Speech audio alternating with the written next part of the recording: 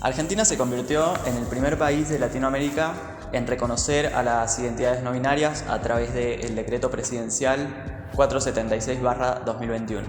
Mi nombre es Agustín Colque, soy miembro de la organización Abogados por los Derechos Sexuales y en el día de hoy les voy a contar de qué se trata este decreto que promulgó hace algunos días el Poder Ejecutivo Nacional. En primer lugar, el decreto determina que se va a modificar el nomenclador de género en los documentos de identidad y pasaporte de viaje, incorporando a las nomenclaturas ya establecidas en los documentos varón-mujer una tercera categoría que va a ser designada con la letra X y que corresponde a las acepciones de género que no se encuadran dentro del sistema binario de género varón-mujer. En segundo lugar, el decreto establece el universo de personas que se encuentran comprendidos dentro de esta medida y corresponde básicamente a las personas que inicien un trámite de rectificación en el marco de la Ley 26743 de identidad de género y que extiende este derecho tanto a nacionales como a personas extranjeras que hayan solicitado su DNI o pasaporte para permanecer en el país. Y además les garantiza iguales derechos e igual acceso al trámite de rectificación. Esta medida también rige para aquellas personas que ya hayan efectuado su rectificación en la partida de nacimiento y que lo hayan hecho con anterioridad a la promulgación del decreto. En tercer lugar, el Registro Nacional de las Personas deberá adaptar y readecuar los documentos nacionales de identidad y de pasaporte de viaje a las nuevas nomenclaturas y características con los que deben contar de acuerdo con el decreto. A su vez, también tiene que advertir a las personas que hayan decidido rectificar sus documentos que pueden ver obstruida o restringido el acceso a otros países que no reconozcan más identidades que las binarias varón-mujer. Por último, se prevén capacitaciones para que la normativa sea aplicada en condiciones de respeto a la identidad y a la expresión de género y también en contextos libres de discriminación por motivos de género.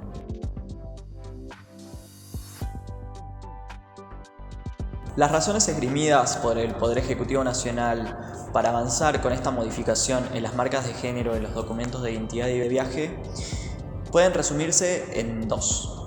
Por un lado, el decreto pretende avanzar en la ampliación, protección y garantía del derecho a la identidad de género de las personas no binarias, que es un derecho que está reconocido no solamente en la Ley de Identidad de Género, sino también en la Constitución y en los tratados internacionales de derechos humanos. Por otro lado, se procuró ceñir la incorporación de otras categorías de género para que este modelo fuera compatible con la suscripción que realizó el Estado argentino relativo al tránsito de personas y que exigen obligatoriamente la consignación del género en los documentos de viaje.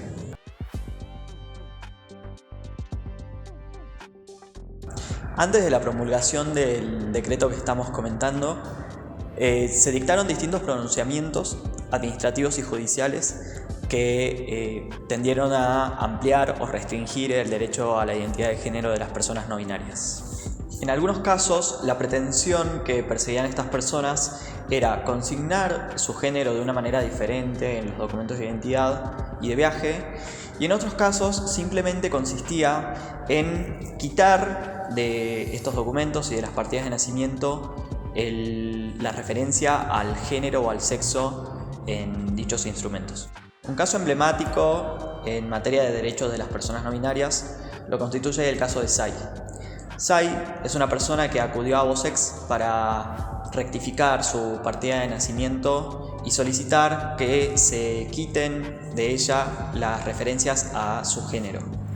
Posteriormente quiso hacer lo mismo con sus documentos de viajes, es decir, con el pasaporte, pero no recibió respuesta aún de las autoridades argentinas. Es evidente que este decreto constituye un avance en el reconocimiento de los derechos de las personas no binarias pero también es cierto que ha generado muchas inquietudes en las organizaciones de diversidad sexual.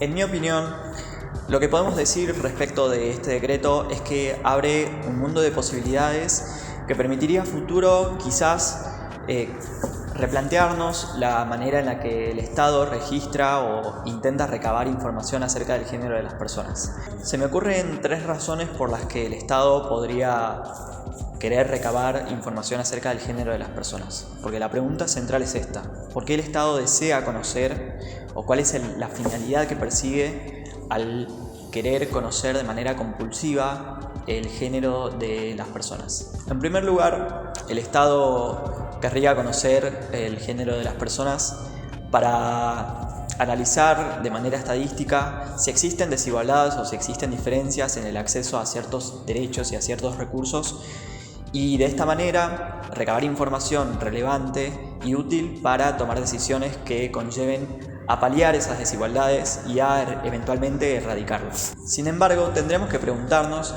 ¿por qué el Estado querría recabar esta información a través de los documentos de identidad?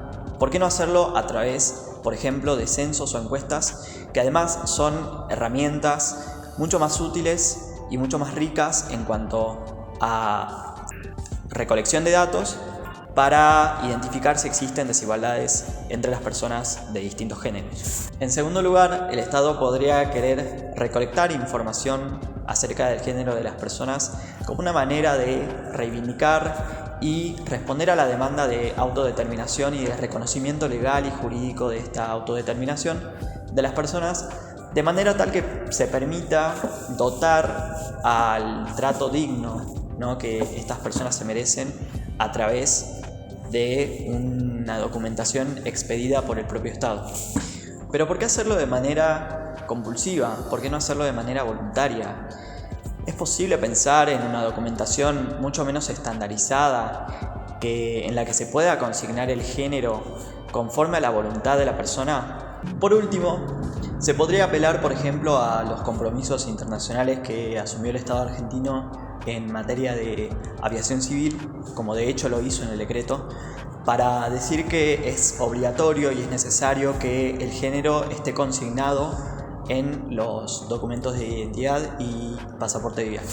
Si bien es cierto que el documento suscripto por Argentina respecto de la identificación del género en los documentos de viaje es obligatorio para nuestro país, cabría preguntarse si un requisito registral podría dejar supeditado al derecho a la identidad de género y podría impedir, obviamente, la plena efectividad de su ejercicio.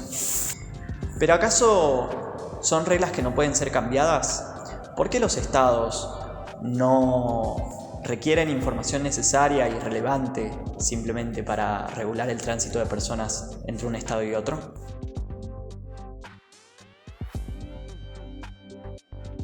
Como conclusión, podemos decir que a través de este decreto se ha dado un paso necesario pero transitorio en cuanto al derecho a la identidad de género de las personas no binarias. Además, también podemos decir que la discusión no está saldada, que va a dar mucho de qué hablar y que todavía queda un largo camino que transitar. Finalmente, me gustaría agradecer a la editorial RIUS por la invitación y mandarles un saludo a todos, todas y todes. Muchas gracias.